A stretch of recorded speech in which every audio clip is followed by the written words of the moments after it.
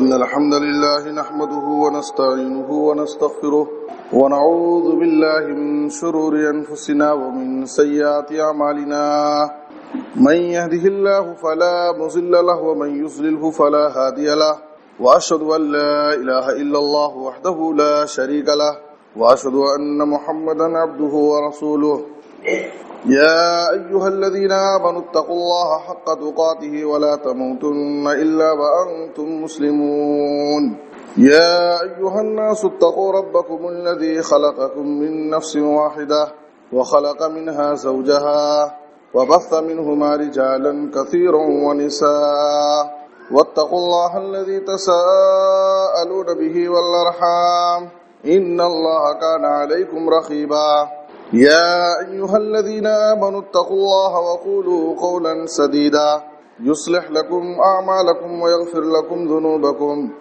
ومن يطع الله ورسوله فقد فاز فوزا عظيما أما بعد فإن خير الحديث كتاب الله وأحسن الهدي هدي محمد صلى الله عليه وسلم وشر الأمور محدثاتها وكل محدثة بدعة وكل بدعة ضلالة وكل ضلالة في النار أعوذ بالله من الشيطان الرجيم بسم الله الرحمن الرحيم يوم نقول لجهنم هل امتلأت وتقول هل من مزيد وأزلفت الجنة للمتقين غير بعيد هذا ما توعدون لكل أواب حفيظ من خشي الرحمن بالغيب وجاء بقلب منيب ادخلوها بسلام ذلك يوم الخلود لهم ما يشاءون فيها ولدينا مزيد.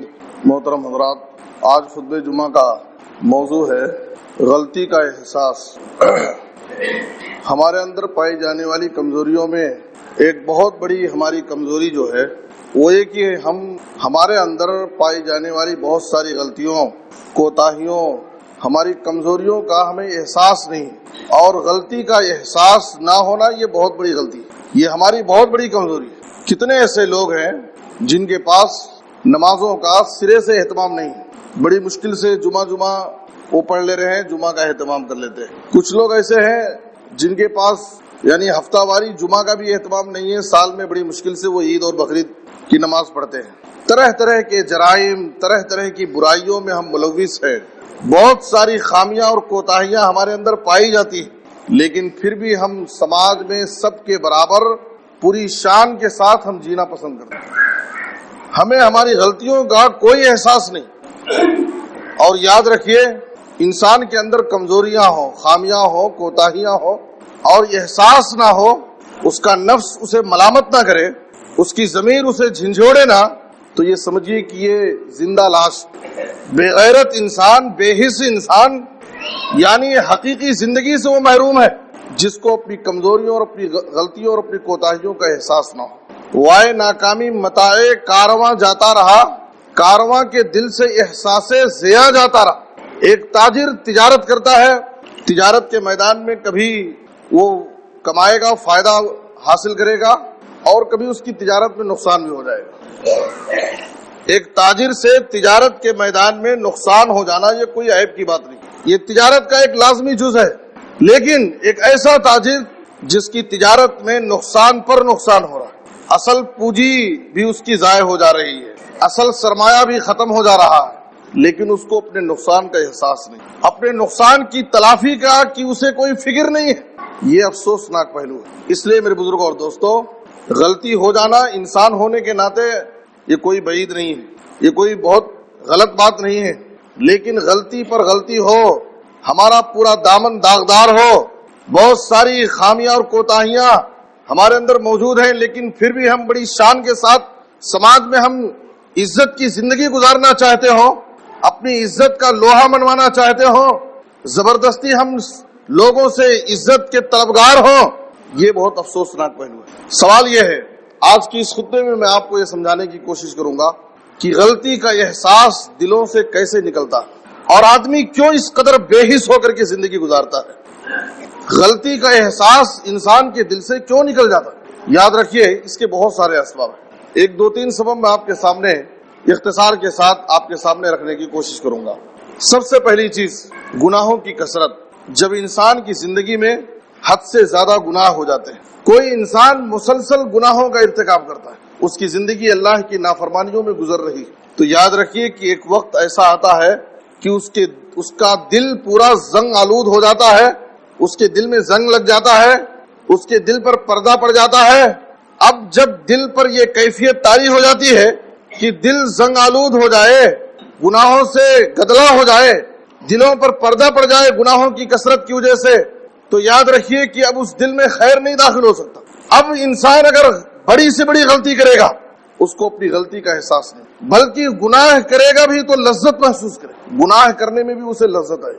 بڑی سی بڑی بے حیائی کا کام کرے گا، بے حیائی کا ارتکاب کر بیٹھے گا، لیکن پھر بھی اس کا نفس ذرا بھی ملامت نہیں کرے گا، آرام سے بے فکر وہ زندگی گزارے گا۔ یہ صورتحال ایک انسان کے اندر کب پیدا ہوتی ہے؟ جب انسان کے اندر گناہوں کی کثرت سے اس کا دل زنگ آلود ہو جاتا ہے۔ اسی بات کو اللہ تعالیٰ نے قرآن مجید میں ران سے تعبیر کیا ہے، اور سورہ مطففین کی آیت نمبر 14 میں اللہ تعالیٰ نے کہا کلا بل ران علی قلوبہم ما کانوا یکسبون، یہ لوگ جو وحی الہی پر توجہ نہیں دے رہے ہیں، اس پر ایمان نہیں لا رہے ہیں، قرآن سے نصیحت حاصل نہیں کر رہے ہیں، کیا وجہ ہے؟ اس کی وجہ یہ ہے کہ ان کے گناہوں کی وجہ سے، ان کی بدعمالیوں کی وجہ سے ان کے دلوں پر ران لگ چکا ہے۔ یہ ران کیا ہے؟ مسلسل گناہوں کے ارتکاب کی وجہ سے دل پر جو سیاہی چھا جاتی ہے اور دل پر جو پردہ پڑ جاتا ہے، اسی کا نام ران ہے۔ ترمذی کی حدیث کے اندر نبی صلی اللہ علیہ وسلم نے اس کی تفسیر فرمائی، کہا ان العبد اذا اخطا خطیئۃ نکتت فی قلبہ نکتۃ سوداء، ایک بندہ جب گناہ کا ارتکاب کرتا ہے، برائی کا ارتکاب کرتا ہے، اس سے گناہ اور غلطی سرزد ہو جاتی ہے، تو اس کے گناہ کے بقدر اس کے دل میں ایک کالا دھبا لگا دیا جاتا ہے، ایک سیاہی لگا دی جاتی ہے۔ اگر اس گناہ کے بعد وہ اللہ رب العالمین سے سچی توبہ کر لیتا ہے، استغفار کر لیتا ہے، تو اللہ رب العالمین اس کے دل کو اس سیاہی سے، اس گندگی سے پاک کر دیتا ہے، دل صاف ہو جاتا ہے۔ لیکن ایک انسان گناہ پر گناہ کر رہا ہے، برائی کے پیچھے برائی کر رہا ہے، توبہ اور استغفار کا اسے کوئی اہتمام نہیں، اور نہ کوئی نیکی کرنے کا اس کے پاس کوئی جذبہ ہے، تو دھیرے دھیرے وہ سیاہی بڑھتی جاتی ہے، یہاں تک کہ اس کا پورا دل سیاہ ہو جاتا ہے۔ اور جب پورا دل سیاہ ہو جاتا ہے، دل پر پردہ پڑ جاتا ہے، تو کیا ہوتا ہے؟ اللہ تعالیٰ نے اس کو سورہ اعراف کی آیت نمبر 179 میں ذکر کیا ہے، لہم قلوب لا یفقہون بہا، دل رہے گا لیکن سمجھنے کے قابل نہیں۔ اس دل کے اندر برائی سے جو نفرت پائی جانی چاہیے، بے حیائی کے کاموں سے جو گھن اور نفرت ہونی چاہیے، وہ نفرت، وہ احساس انسان کے دل سے ختم ہو جاتا ہے اور آدمی بے حس ہو جاتا ہے۔ لہم قلوب لا یفقہون بہا، دل رہے گا لیکن سمجھنے کے قابل نہیں، اچھی بات سمجھ میں نہیں آئے گی۔ وَلَهُمْ أَعْيُنٌ لَا يُبْصِرُونَ بِهَا، آنکھیں رہیں گی لیکن جب آنکھوں پر اللہ تعالیٰ پردہ ڈال دیتا ہے، ساری چیزیں وہ دیکھے گا، سب کچھ اسے نظر آئے گا، لیکن حق نظر نہیں آئے گا، صحیح چیز اسے نظر نہیں آئے گی۔ وَلَهُمْ آذَانٌ لَا يَسْمَعُونَ بِهَا، کان تو رہے گا، اپنے کانوں سے برائی کی چیزیں بڑے مزے لے کر کے سنے گا، لیکن حق بات سننے کی اسے توفیق نہیں ملے گی، خیر سننے کی اسے توفیق نہیں ملے گی۔ اللہ رب العالمین ان اعضاء سے جو خیر ہے اس کو سلب کر لے گا، چھین لے گا۔ میرے بزرگوں اور دوستوں، پتہ کیا چلا کہ انسان کے گناہوں کی کثرت سے، مسلسل نافرمانیوں کی وجہ سے جب انسان کی زندگی میں گناہ زیادہ ہو جاتے ہیں، اللہ دلوں پر پردہ ڈال دیتا ہے اور ایسے انسان کا دل زنگ آلود ہو جاتا ہے، ایسے انسان کے دل سے گناہوں کا، غلطیوں کا احساس نکل جاتا ہے، اور ایسا انسان اب بڑے سے بڑے گناہ کرے گا، غلطی پر غلطی کرے گا، لیکن اس کو اپنی غلطی کا احساس نہیں۔ آج آپ دیکھیے سماج اور معاشرے میں کیسے لوگ، پورا سماج ان سے گھن محسوس کرتا ہے، پورا سماج ان سے نفرت کرتا ہے، لوگ ان کے ظلم سے، ان کی زیادتیوں سے، ان کی بد اخلاقیوں سے، ان کی برائیوں سے پاس پڑوس کے لوگ، سماج اور معاشرے کے لوگ پریشان ہیں، لیکن آدمی بے فکر زندگی گزار رہا ہے، اسے اپنی غلطی کا کوئی احساس نہیں، اسے یہ محسوس نہیں ہوتا کہ لوگ میری طرف نگاہیں اٹھا رہے ہیں، میری طرف انگلی اٹھا رہے ہیں۔ میرے بزرگوں اور دوستوں، صحیح بخاری شریف کی حدیث میں ہے، عبداللہ بن مسعود رضی اللہ تعالیٰ عنہ فرماتے ہیں، ان المؤمن یرى ذنوبه كأنه قائد تحت جبل يخاف أن يقع عليه وإن الفاجر يرى ذنوبه كذباب مر على أنفه فقال به هكذا. ایک مومن اپنے گناہوں کو کس نظر سے دیکھتا ہے اور ایک فاسق و فاجر انسان اپنے گناہوں کو کس نظر سے دیکھتا ہے؟ وہ مومن جو اللہ پر ایمان رکھتا ہے، آخرت کے دن پر ایمان رکھتا ہے، جس کے دل میں رب پر ایمان اور یقین ہو، اللہ کی عظمت اور بڑائی کا احساس ہو، اس کے دل میں ایمان کا نور ہو، اس کا دل گناہوں سے گندا نہ ہو، ایسا مومن، ایسا متقی انسان گناہوں سے اس قدر بھاگتا ہے اور گناہوں سے اس طرح سے ڈرتا ہے جیسے کہ وہ پہاڑ کے نیچے بیٹھا ہو، اور ہمیشہ اسے یہ خوف و خطر لاحق رہتا ہے کہ کہیں پہاڑ کا کوئی پتھر، کوئی چٹان اس کے اوپر گر نہ جائے.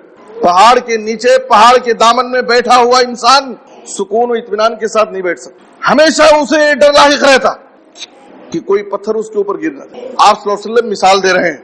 اسی طریقے سے ایک مومن جس کے دل میں رب پر ایمان ہے، آخرت پر ایمان و یقین ہے، جس کا دل گناہوں سے پاک صاف ہے، ایسا مومن گناہوں سے ویسی ہی نفرت کرتا ہے، گناہوں سے ویسے ہی ڈرتا اور بھاگتا ہے جیسے پہاڑ کے نیچے بیٹھا ہوا ایک انسان ایک لمحے کے لیے سکون کے ساتھ نہیں بیٹھا. لیکن اس کے مقابل میں ایک فاسق و فاجر انسان، ایک گنہگار انسان جس کی زندگی گناہوں میں گزر رہی ہو، جس کی زندگی اللہ کی نافرمانیوں میں گزر رہی ہو، جس کا دل گناہوں سے گدلا ہو چکا ہو، ایسا انسان اپنی زندگی میں کتنے بھی گناہ کر لے، کیسی بھی غلطی اس سے ہو جائے، لیکن اپنے گناہوں کو، اپنی غلطیوں کو ایسے ہی وہ معمولی سمجھتا ہے جیسے اس کی ناک پر کوئی مکھی بیٹھی ہو اور ناک پر بیٹھی ہوئی مکھی کو معمولی اشارے سے وہ بھگا دیتا ہے. میرے بزرگوں اور دوستو، ایک فاسق و فاجر انسان اور ایک مومن اور متقی انسان اپنے گناہوں کو کس نظر سے دیکھتا ہے، نبی صلی اللہ علیہ وسلم نے اس کی مثال پیش کی. سورہ آل عمران کی آیت نمبر 135 میں اللہ تعالیٰ نے متقیوں کا جو وصف ذکر کیا. متقی کون ہے؟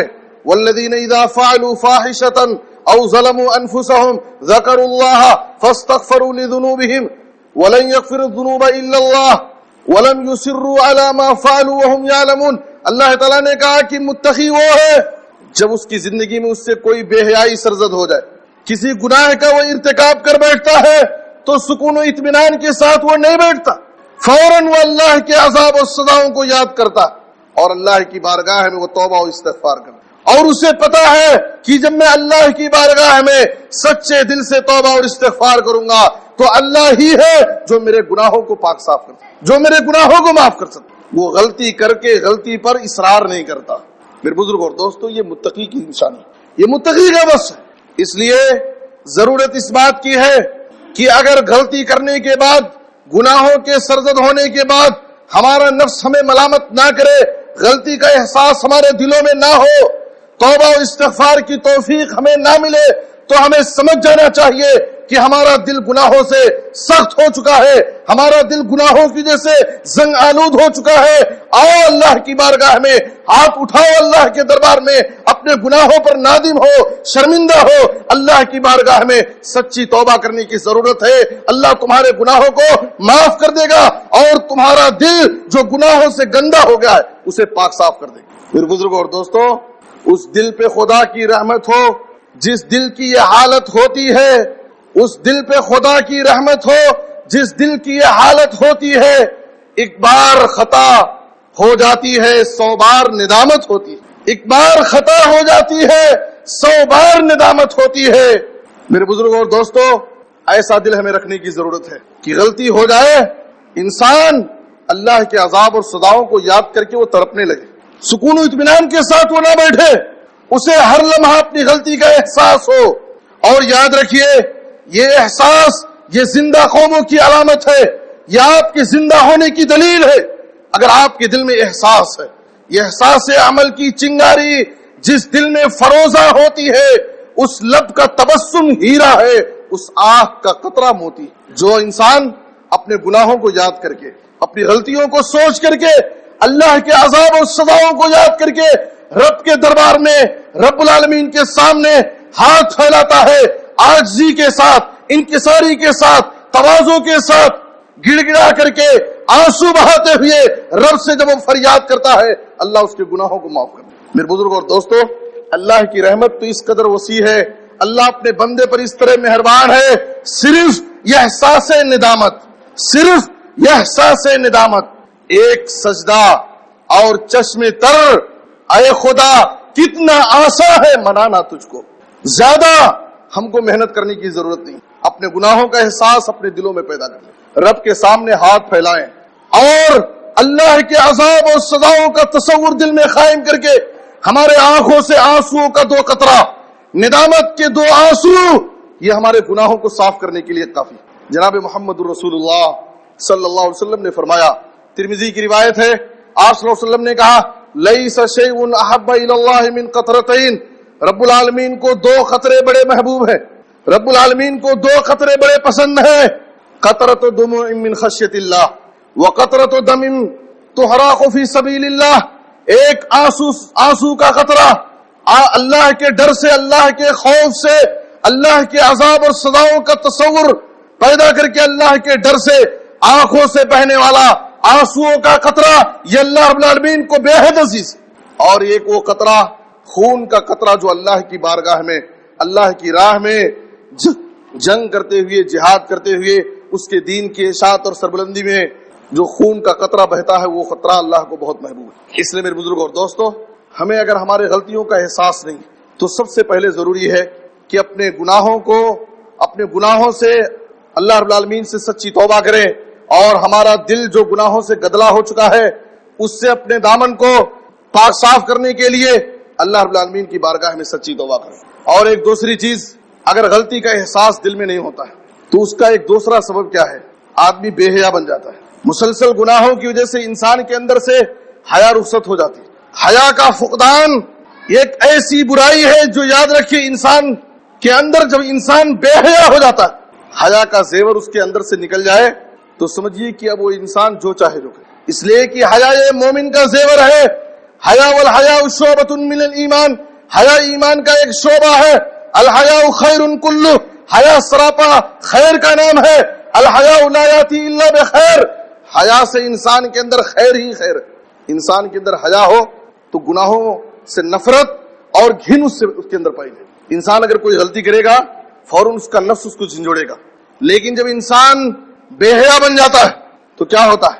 صحیح بخاری کی حدیث کے اندر آپ صلی اللہ علیہ وسلم نے فرمایا اذا لم تستحی فاصنع ما شئت، جب تیرے اندر حیا نہیں ہے تو اب تو جو چاہے کر، تیرا نفس تجھے ملامت نہیں کرے۔ بے حیا انسان جو بھی چاہے کر سکتا۔ سماج میں ایسے لوگ جو بے حیا ہو کر کے زندگی گزارتے ہیں، آپ دیکھیے بڑے سے بڑے گناہ کر لیں لیکن ان کا نفس ان کو ملامت نہیں کرتا، اور بڑی جرات اور بے باکی کے ساتھ، بڑے اطمینان و سکون کے ساتھ وہ سماج میں جی رہے ہیں اور ان کا نفس ان کو ملامت نہیں کرتا ہے۔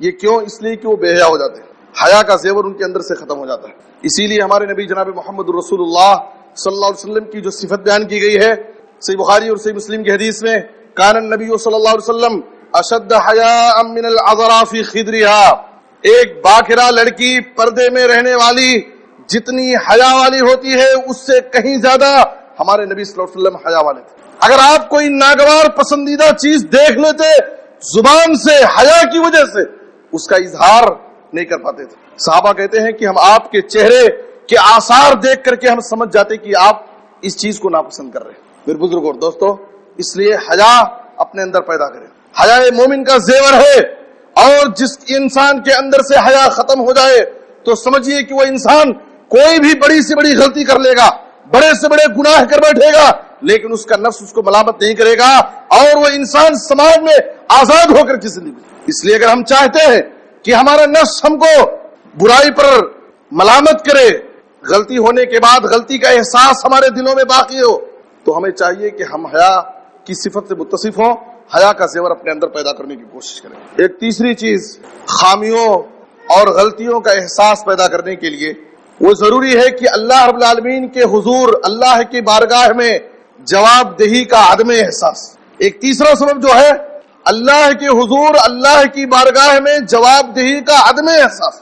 جب ایک انسان کے دل میں یہ پیدا ہو جائے کہ مجھے اللہ کے سامنے کھڑا نہیں ہونا ہے، اسے آخرت کے دن پر ایمان اور یقین نہ ہو، وہ جزا اور سزا پر ایمان نہ رکھتا ہو، جنت اور جہنم پر اس کا ایمان اور عقیدہ نہ ہو، وہ منمانی زندگی گزارے گا، کوئی بھی غلطی کرے گا اس کو اس کا نفس جھنجھوڑے گا نہیں، اور وہ انسان جو اللہ پر ایمان رکھتا ہو، آخرت کے دن پر ایمان رکھتا ہو، اسے یہ معلوم ہے، اسے اس بات پر یقین ہے کہ ایک دن مجھے زندہ کیا جائے گا، حساب و کتاب لیا جائے گا، رب کے سامنے مجھے تنہا کھڑا کیا جائے گا، میری زندگی کے ایک ایک لمحے کا مجھے رب کے سامنے حساب پیش کرنا ہے۔ رب کے سامنے کھڑے ہونے کا ڈر، اللہ کے حضور جواب دہی کا یہ احساس انسان کو غلطی پر جھنجھوڑتا ہے، اس کو اس غلطی ہونے کے بعد چین و سکون سے بیٹھنے نہیں دیتا۔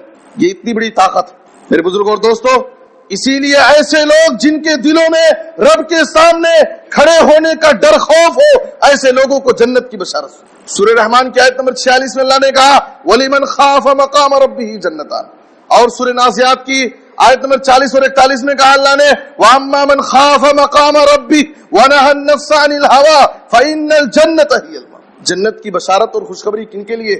وہ لوگ جو رب کے سامنے کھڑے ہونے سے ڈرتے کہ ایک دن مجھے رب کے سامنے کھڑا ہوں، اور کھڑے ہونے کے بعد اور مجھے تنہا کھڑا کیا جائے گا، اور کھڑے ہونے کے بعد میری زندگی کے ایک ایک لمحے کا مجھے حساب دینا۔ میرے بزرگ اور دوستو، یہ احساس، یہ ایمان، یہ عقیدہ انسان کو گناہوں سے بچاتا ہے، اور اگر اس سے گناہ ہو بھی جائے تو اس کو ایک لمحے کے لیے بھی سکون سے رہنے نہیں دیتا۔ آپ دیکھیے صحابہ کرام کی زندگیوں میں، نبی صلی اللہ علیہ وسلم کی زندگیوں میں بے شمار اس کی مثالیں آپ کو ملیں گی۔ غلطی کرنے والے نے غلطی کر لی ہے، بند کمرے میں غلطی کی ہے، اس کے خلاف کوئی گواہی پیش کرنے والا نہیں ہے، لیکن مجرم گنہگار خود نبی کی عدالت میں حاضر ہوتا ہے، اور حاضر ہو کر کے اپنی غلطی کا اعتراف کرتا ہے اور سزا کا طلبگار ہوتا ہے۔ ماعز بن مالک اسلمی رضی اللہ عنہ کے واقعے کو آپ کیوں نہیں یاد کرتے؟ نبی کی خدمت میں حاضر ہو کر کے کہتے ہیں طہرنی یا رسول اللہ، اے اللہ کے رسول، مجھ سے غلطی ہو گئی ہے، مجھ سے غلطی ہو گئی ہے، میرے غلطی کی سزا دے کر کے مجھے پاک کر دی۔ نبی صلی اللہ علیہ وسلم توجہ نہیں دیتے۔ ایک بار کہا، آپ صلی اللہ علیہ وسلم نے کہا وَيْحَكْ ارْجِعْ وَاسْتَغْفِرِ اللَّهَ وَتُوبْ إِلَيْهِ، تیرے اوپر افسوس ہے، تجھ سے اگر غلطی ہو گئی ہے۔ نبی صلی اللہ علیہ وسلم یہ نہیں سمجھ رہے کہ ایسی غلطی ہو گئی ہے جس غلطی پر حد نافذ کرنا واجب ہو گیا ہے، آپ سمجھ رہے ہیں کوئی چھوٹی موٹی غلطی ہو گئی ہے۔ آپ نے کہا کہ جاؤ اللہ سے استغفار کرو، اللہ معاف کر دے گا اگر تم سے غلطی ہو گئی۔ سکون نہیں ہے، اس لیے کہ دل میں انسان کا نفس سے ملامت کر رہا ہے، جھنجھوڑ رہا ہے، اگر آپ واپس کر دیں گے رب کے سامنے مجھے کھڑا کیا۔ تھوڑی دیر کے بعد پھر کہا طہرنی یا رسول، اے اللہ کے رسول مجھے پاک کر دے۔ دو بار، تین مرتبہ سزا کی درخواست کیا۔ چوتھی مرتبہ نبی صلی اللہ علیہ وسلم نے کہا فیما اطہرک، آخر تجھ سے کون سی غلطی ہوئی ہے، کس چیز سے میں پاک کروں تجھے؟ کہا من الزنا، کہا اللہ کے رسول مجھ سے زنا جیسا گھناؤنا عمل سرزد ہوا ہے، مجھے میرے اوپر حد نافذ کیجئے، رجم کر کے مجھے پاک کر دیجئے۔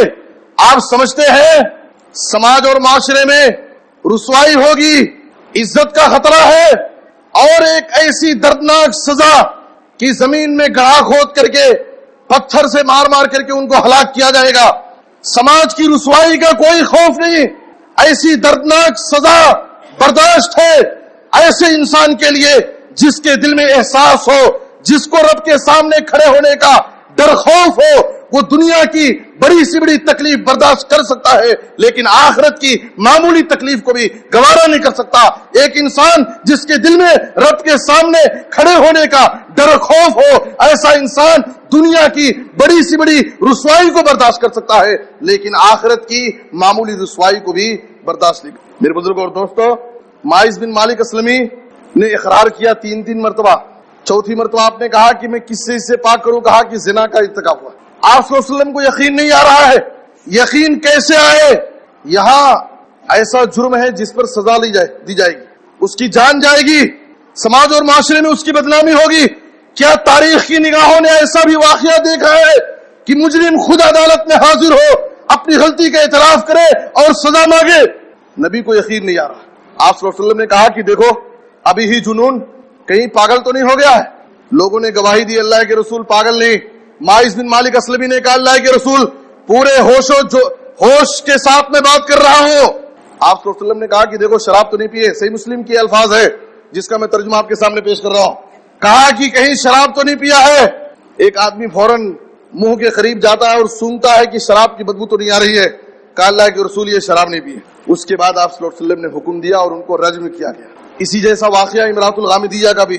میرے بزرگ اور دوستو، یہ کیفیت انسان کے اندر کب پیدا ہوتی؟ دیکھنے والا کوئی نہیں ہے، ہمارے خلاف گواہی دینے والا کوئی نہیں ہے، خود سے آ کر کے گناہ کا، غلطی کا اعتراف کرنا، سزا مانگنا، سماج اور معاشرے میں رسوائی برداشت کر لینا، ایسی دردناک اور تکلیف دہ سزا قبول کرنا، یا آخر انسان کو کون سی چیز پر آمادہ کرتی ہے؟ یہی احساس آدمی کے دل میں اگر زندہ ہے تو یاد رکھیے، انسان گناہوں سے نفرت کرے گا، اللہ کے عذاب اور سزاؤں سے ڈر کر زندگی گزارے گا۔ اور بھی بہت سارے واقعات ہیں، میں انہی باتوں پر اکتفا کرتا ہوں۔ اللہ سے دعا کرتا ہوں کہ اللہ تعالی ہمیں اپنی غلطیوں کا احساس اپنے دلوں میں پیدا کرنے کی توفیق عطا فرمائے۔ اے اللہ، گناہوں سے، غلطیوں سے اگر ہمارا دامن گڈلا ہو چکا ہے تو اے اللہ ہمیں اپنے گناہوں کو پاک کرنے کی اللہ ہمیں توفیق عطا فرمائے۔ اے اللہ ہمیں ہمارے سینے کو گناہوں سے پاک صاف کر دے، ہمیں توبہ اور استغفار کرنے کی توفیق عطا فرما۔ اے اللہ کہی ہوئی باتوں کو سمجھنے اور ان پر عمل کرنے کی توفیق عطا فرما۔ آمین، تقبل یا رب العالمین، وصلی اللہ علی نبینا محمد وآلہ وصحبہ اجمعین۔ اقول لکم ما تسمعون واستغفر اللہ لی ولکم ولسائر المسلمین من کل ذنب فاستغفروہ انہ هو الغفور الرحیم۔ عباد اللہ قوموا الی الصلاۃ۔